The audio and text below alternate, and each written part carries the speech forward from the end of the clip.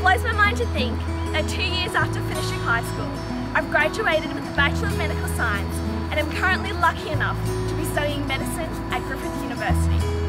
The key to success isn't luck or fate, it's working hard for something you love. But like everyone else, my journey didn't begin here. My name is Hayman and this is my story. I was born in Hong Kong, nearly 7,000 kilometres away. At the age of 2, I moved to Brisbane, and as I grew up, I was faced with a question that would cause me to bite my fingernails in angst for most of my teenage years. What did I want to be when I grow up? I went through periods of wanting to be an archaeologist, a teacher, engineer, lawyer, actor, everything was there. In high school, classical guitar became a very important part of my life, and I considered dropping everything and studying music. Basically, I had no idea what I wanted to do. I was one of those kids who took every single prospectus that the universities gave us. I didn't consider medicine for a very long time. Maybe it was because I didn't want to associate myself with the Asian stereotype. Maybe it was because I was just afraid of going down a hard path. Nevertheless, my passion for science and desire to help others became apparent during the end of my high school years, and I began to see maybe medical science and medicine was the road to go down. I still remember the first human biology lecture that I went to. The lecturer strode in and began ranting off this massive list of quirky facts about our body. I'd never done biology before, so this was all new to me. It made me think, wow, we so often take our bodies for granted. We complain about the way it looks, the way it struggles upstairs, the way it gets sick, when really, our bodies are amazing. They're the most intricate, powerful and fascinating machines. And I found that I was getting sucked into wanting to know more about how this thing worked. When I started doing courses such as neuroscience, immunology and advanced physiology, it really got my brain ticking. I had light bulb moments every week, and I found myself asking more and more questions about the areas I was studying. I'd go into a lecture and be like, yep, I know what's going on here. And then the lecture would come in and completely change the way I thought about things. Sure, it can be frustrating, but I found that the challenge was invigorating at the same time and made me love it even more. We're entering a modern age where technology is at the forefront of curing a disease. People are living longer and being treated more effectively because of the research that scientists do. The fact that it is now possible to map out our entire genome or DNA means that our medical treatment is going to be more personalised in the very near future. As we speak, there are projects which are pinpointing specific genes that, when expressed, can regrow nerves that were previously lost. Paraplegics may now be able to walk again. These projects change the world, and I want to be a part of it. All these projects are amazing. I knew I didn't want to be in labs all day, which brings me to why I'm back at uni doing my postgrad to become a doctor. Medicine is an amazing mixture of all these different disciplines. There's a bit of science, philosophy, health, statistics. There's a bit of everything in there. It can be very broad or catered to our individual interests. I love how it has the potential to affect every single individual on this planet, how it's about caring and improving the quality of someone's life. As a medical student, I find that I can take the science that I've learnt during my undergrad degrees and apply it to treat an actual person. The career options are endless, and medicine can take me around the world. Not only has my medical science degree given me the perfect science foundation for beginning medicine, I've also developed numerous interpersonal skills such as problem solving, decision making, listening and teamwork. Being Griffith Student Ambassador for the past 2 years has also meant that I've had the opportunity to develop my communication skills to speak in front of large groups of people. All these skills together mean that when I eventually finish my degree and go out into the workforce, I'll be fully equipped to make a meaningful contribution to my study area. Growing up in two different cultures, I've been able to witness how varying beliefs, stigmas and expectations can influence our response to healthcare. What health means in one culture may not be the same for another. This has inspired me to want to reach out across those barriers and work with others to develop healthcare which still respects the patient's background. One thing I didn't expect my studies to do was question my own core values and beliefs. Medical science and medicine are both completely wrapped in ethics, and you can't have one without the other.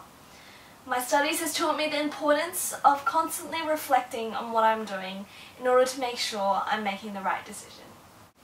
Medical science and medicine are both fields which require lifelong learning. They're updated constantly and requires you to think outside the box when solving problems. It may be a challenge trying to learn so much so fast, but the more effort you put into your studies now, the more you're going to get out of your degree. My studies have had a really big impact on how I perceive others.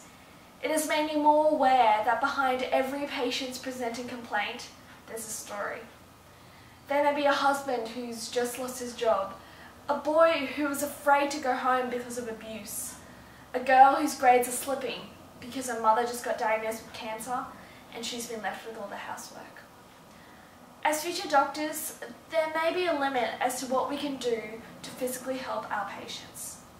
But if we just take a moment to sit down, listen to their story, their troubles and worries, and not just treat them as, he's a broken arm, she's a melanoma, that's where the magic really starts.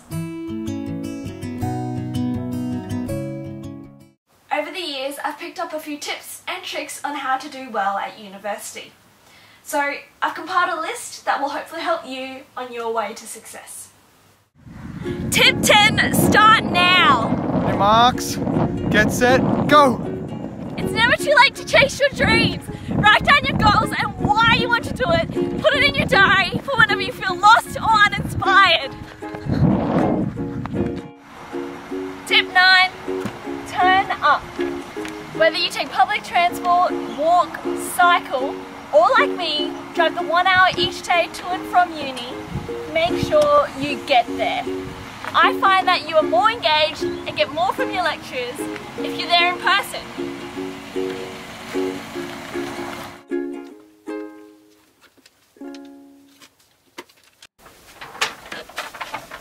Tip 8, take advantage of your resources. Firstly, get to know your library. You'd be surprised by the number of free services that they have. Simply ask a research librarian for help with your assignment if you're struggling.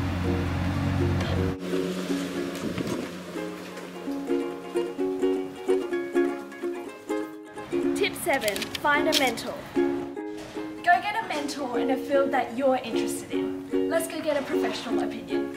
I was wondering if you could tell me, why are mentors important? Well, mentors are important because they know more than the students. They can actually facilitate them through the process that they need to go through, and challenges, give them advice, all sorts of things. Even just set an example for the students to be aspired to someone that they want to become.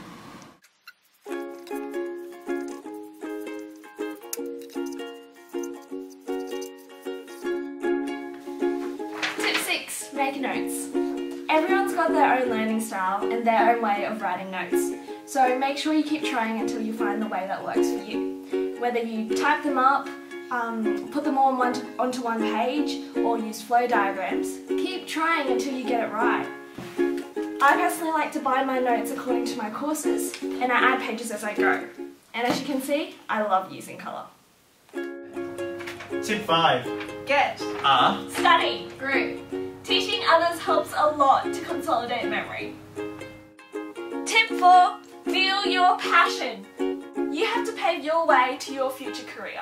Nothing will ever be handed to you on a platter. So get out there and get involved in some extra activities, such as research projects or work experience. Go to symposiums, talk to like-minded people, and read widely.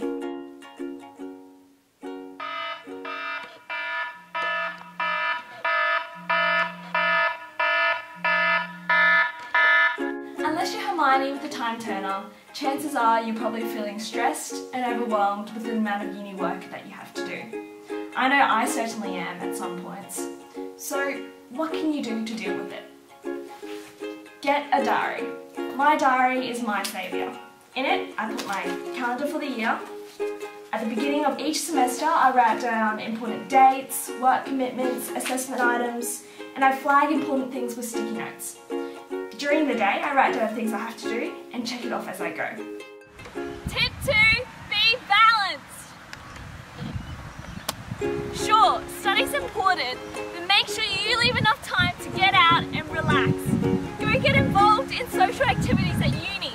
Make sure you have time for friends and family. Go travel. It'll change the way you see the world and add a whole new dimension to your learning. But above all, make sure you have time to have fun.